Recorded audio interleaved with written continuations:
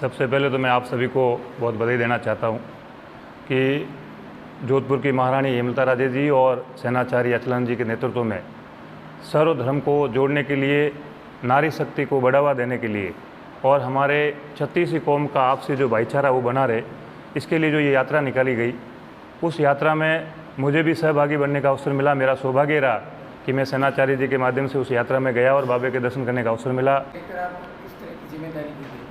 मैं यात्रा में स्वागत समिति के सदस्य के नाते शामिल रहा और उस यात्रा में एक यात्री भी था। मेरे भी मन में लंबे समय से एक उमंग थी कि मैं बाबा रामदेव जी की पैदल यात्रा करूं और मेरे जीवन में एक ऐसा अवसर आया कि मैं सेनाचार्य जी और महारानी साहब के साथ में उस यात्रा में गया। उस यात्रा से बहुत कुछ सीखने को मिला। एक यात्री के रूप में जो अनुभव रहा वो बहुत ही शानदार रहा, जिसको मैं शब्दों में बयान नहीं कर सकता। जो आशीर्वाद, जो आनंद उस यात्रा से मुझे मिला, तो जीवन में सदैव मुझे नवीन प्रेरणा देगा। और आप सबके भी मैं मंगल, स्वास्थ्य की, उत्तम स्वास्थ्य की, उज्जवल भविष्य की कामना करता हूँ कि बाबा रामदेव जी की कृपा सभी के ऊपर बनी रहे। आप राजनीति में कितने समय से एक्टिव हैं? मैं 2002 में विद्यार्थी परिषद का कार्यकर्ता बना और जब मैं कॉलेज में गया 2002 में मेरा एडमिशन हुआ, तब मैं विश्वविद्यालय इकाई का सचिव बना यूबीपी का। उसके बाद से लेकर लगातार विश्वविद्यालय इकाई का अध्यक्ष रहा। फिर मुझे छात्र संघ का चुनाव लड़ने का अवसर मिला, तो मैं 2004 और 5 का जो छात्र संघ का चुनाव था उसमें मेरी फैकल्टी का वाइस प्रेसिडेंट रहा और उसी दरमियान वाइस प्रेसिडेंट के साथ ही मैं एकेडमिक काउंसिल का मेंबर रहा। और उस समय जो हमारे विश्वविद्यालय का छात्र संघ कार्यकाल था उसमें सबसे कम उम्र का एकेडमिक सदस्य होने का मुझे अवसर मिला। ये भी सौभाग्य मुझे आप लोगों के आशीर्वाद से रहा। उसके बाद में मैं विश्वविद्यालय में एबीवीपी का जोधपुर का जिला संयोजक रहा। उसके बाद में मैं राष्ट्रीय कार्यकारिणी का सदस्य रहा।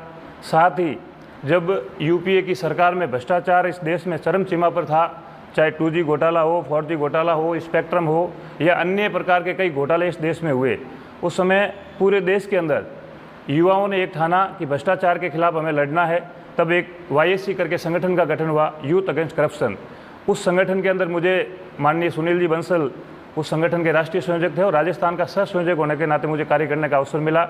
और उस दौरान हमने पूरे राजस्थान के प्रत्येक जिले और तहसील केंद्र पर एक आक्रोश यात्रा निकाली और वो आक्रोश यात्रा हमारे जोधपुर की सभी तहसीलों में होते हुए हमारे बालेश्वर भी आई, भोपाल, बिलाड़ा, फलोदी, ओसियाँ होते हुए पूरे जोधपुर जिले में यात्रा गई। और उस यात्रा के माध्यम से हमने उस समय के युवाओं के अंदर भ्रष्टाचार के खिलाफ एक नवीन ऊर्जा का संचार किया और जो यूपीए के घोटालेबाज सरकार थी उसके खिलाफ लड़ने का कार्य किया। और उसके बाद मैं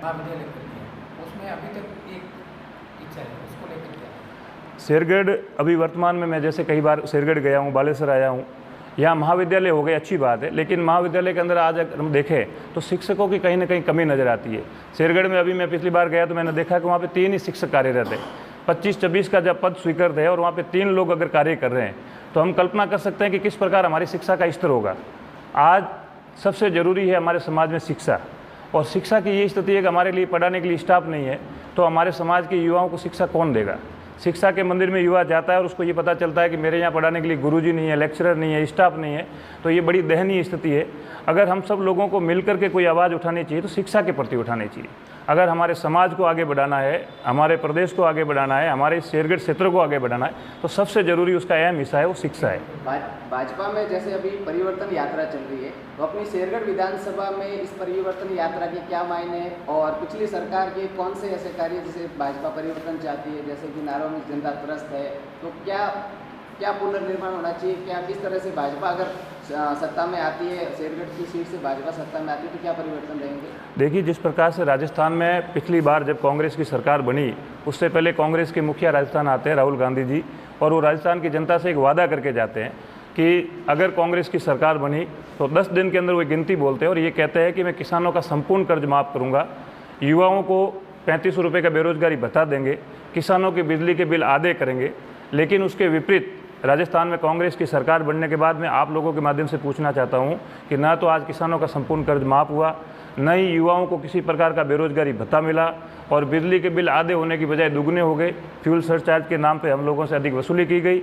और दूसरा, अभी जो राजस्थान सरकार कह रही है कि हमने महंगाई राहत कैंप लगाए, तो आज हम अपने बिजली के बिल उठा के देखते हैं तो महंगाई राहत की बजाय वहाँ पे फ्यूल सरचार्ज के नाम पे जो बिजली का शुल्क बढ़ा दिया गया।